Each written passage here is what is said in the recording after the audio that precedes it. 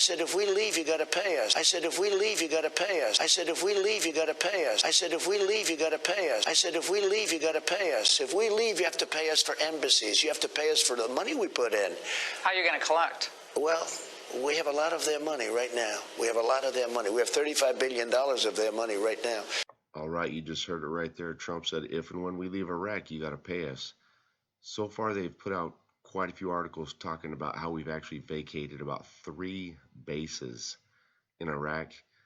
Here's an article back from April 4th that said it's we're setting a schedule to actually vacate all of the U.S. sites. Let's look at that.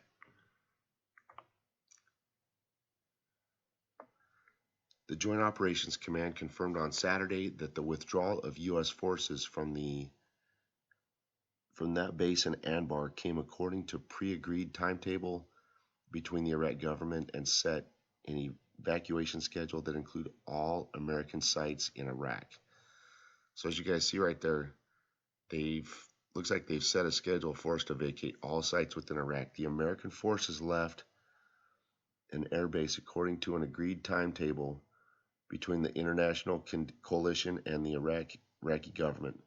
The spokesman for the leadership, Major General Tashim, said, noting that the site was handed over to the Aviation Command and under the supervision of the representative of the Prime Minister's office, he added that the government set a schedule for the evacuation that includes all American sites in the country after completing the readiness of the security forces to seize the security file, noting that the security forces withdrawing from the Habbaniyah base left Iraq and did not move to other locations, and that all American forces that will withdraw will leave Iraq and have not moved to another location according to the agreement between the coalition and the Iraqi government. So like I said, we've seen around this article, we've seen quite a few showing that they've already vacated 3 bases. But this article right here from April 4th does say that we have a timetable and a schedule set to vacate all of the U.S. bases out of Iraq. And as you just saw back from that interview between Laura Ingraham and Trump did say, if and when we leave all bases, that's when we're getting paid. All right, let's look at some other news. Here's some older article, guys, that I just want to kind of review with you because I think they're very important in this, and I don't think we should forget about these because these articles are kind of the foundation of where we're at right now, and that's why I wanted to just kind of review these. I think they're important. So here's an older, now guys, don't forget Kuwait changed their rate on March 24th of 91, Sunday. And again, March is the end of their fiscal year. So basically, Kuwait changed their rate at the beginning of their fiscal year. Okay, so I just want to reiterate that. Now here's an article from September 6th of 2012 about Iraq. And it says right in it, let's look at the red print.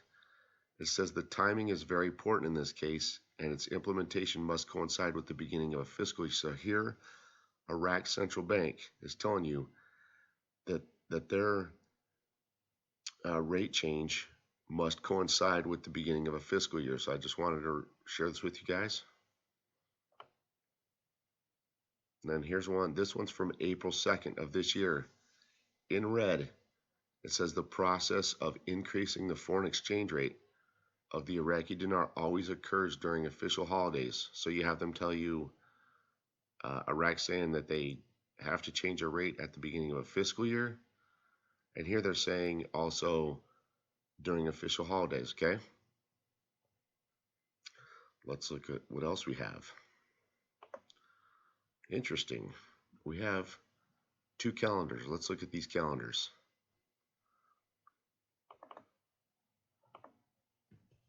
All right, so one of the things I've been telling, okay, this is a calendar from March of 91. One of the things I've been stressing to you guys is that Iraq keeps walking in Kuwait's footsteps, okay? Let's talk about Kuwait. When Kuwait changed their rate, they did it in March 24th of 1991, okay? That would have been Okay, so that was a Sunday. So March 24th was a Sunday, but let's talk about something very important here. Okay. When Iraq did change their rate on Sunday, the 24th, there's another layer to that you have to factor in. Iraq would have had to have closed out all of their accounting financial books, okay, as by the business day before that, which would have been Thursday, the 21st, okay? So again, Kuwait changed their rate on Sunday, March 24th of 91, but in order for them to change their rate on that date, they would have had to have closed out all their year-end financial books before that date. So they would have done so on what was the third Thursday, right? Okay, which was March 21st of 91. So I wanted to show that to you. Keep that date in the back of your mind. The third Thursday, March 21st of 91. Let's talk about Iraq now. Here's a March calendar from 2020. Let's talk about Iraq. So Iraq had and held 2 currency auctions this week. Why? And they backdated them by 3 weeks. They backdated them back to Wednesday of 3/18 and Thursday of 3/19. Why did they have those 2 currency auctions? Did you guys know that was a rate change requirement? Okay. They pulled a fast one right under everyone and no one caught it. Okay. The reason why they only had 2 currency auctions. Okay. This entire video is my opinion. Should not be used for financial advice. Is for entertainment purposes only. The reason why Iraq had and held the last these 2 currency auctions, guys, they snuck in the last 2 currency auctions for the fiscal year of 2019. By them completing the last 2 currency auctions for the fiscal year of 2019, it allowed them to close out their books for the fiscal year of 19. What they just did right before you was close out their year-end fiscal year books for the year of 2019. By them getting the books closed out, it allows them to change their rate this weekend. God bless you guys and have a great day.